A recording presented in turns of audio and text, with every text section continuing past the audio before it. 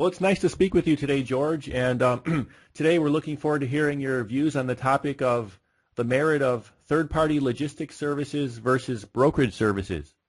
Can you start by providing a brief background of yourself? Sure, and thank you, Dustin, for having me and letting me address this interesting topic. I am the President and Chief Commercial Officer of Transplace.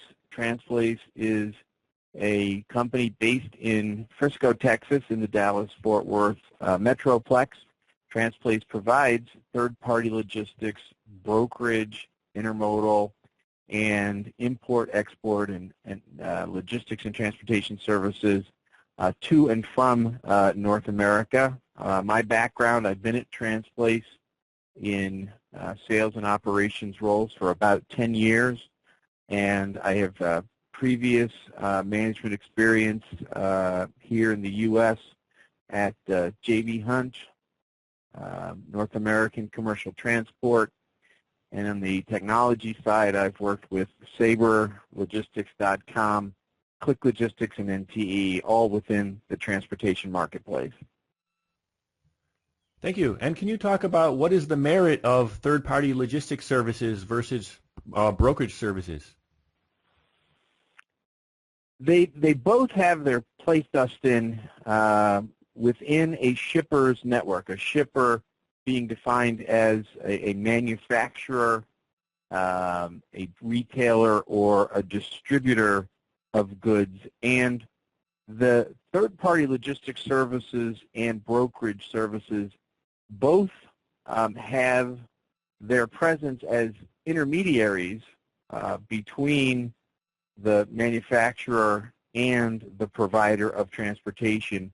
And depending on the type of network, the size of the network, the geographic scope of the network that the shipper is dealing with, both third-party logistics services and brokerage services have merit.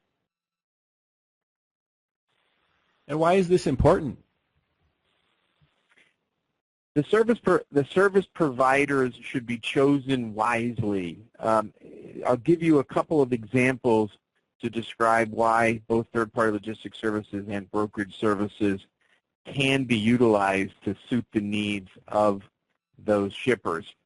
A third-party logistics provider has as its primary objective to move 100% of a shipper's freight. So that shipper has decided to become part of a community of shippers, part of a community that drives more scale, drives scale beyond what the shipper can do individually, and provides the opportunity for the third-party logistics provider to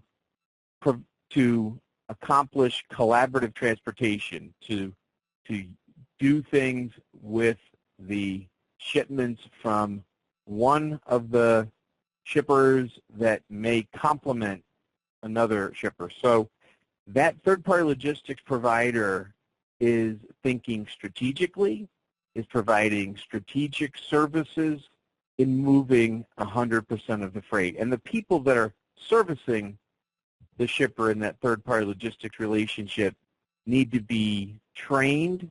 Human capital development has to be invested in those strategic areas to be able to provide the services necessary. That's because they're moving 100% of the shipper's freight.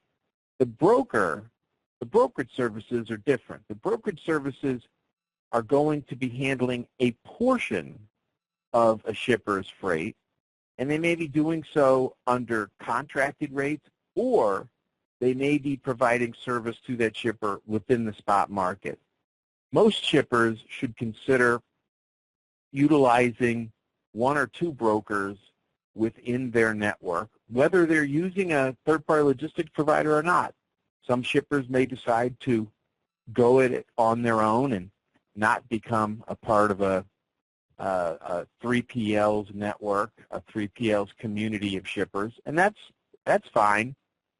Third-party logistics and brokerage services serve purposes for a shipper, whether that shipper is utilizing a 3PL or not, and the brokerage services will provide a non-asset flexibility to cover freight for them in potentially some of those time frames where contracted rates may or may not be able to fulfill their needs. That may be during particular peak seasons, other parts of seasonality.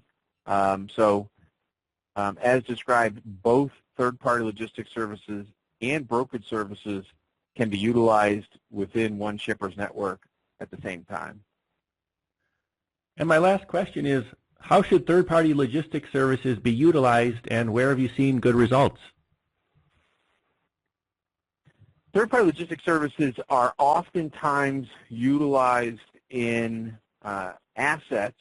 You'll see it in warehousing, where a particular shipper requires that their goods be stored or be manipulated within the transportation network through cross-docking or otherwise. So third parties have had historically a significant role within the assets of warehousing or brick and mortar, as it's described, where third-party logistics has really become a significant portion of the supply chain within the last 10 to 15 years is within the transportation outsourcing, where the transportation networks of a provider like Transplace have grown to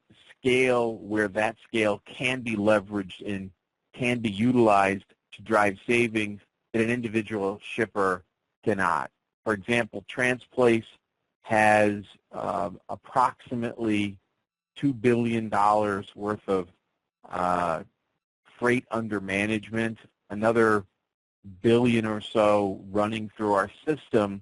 So we have the ability to collaborate across that $3 billion worth of freight to find efficiencies, to find that collaborative value that approximately 10 or 15 years ago, there really weren't third-party logistics providers that had that scale, nor did they have the technology capabilities that transportation management system, a TMS, like Transplace's, can be delivered via the internet now, software as a service, delivery capability that allows there to be widespread utilization by a user base on both sides of that third-party relationship, whether it be the shipper themselves, our employees, or the carriers, the transportation providers within that. So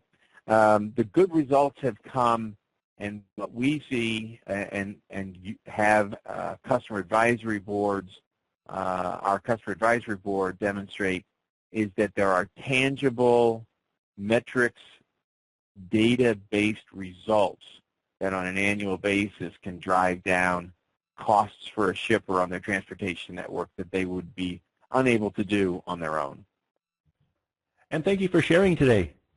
My pleasure. Thanks, Dustin.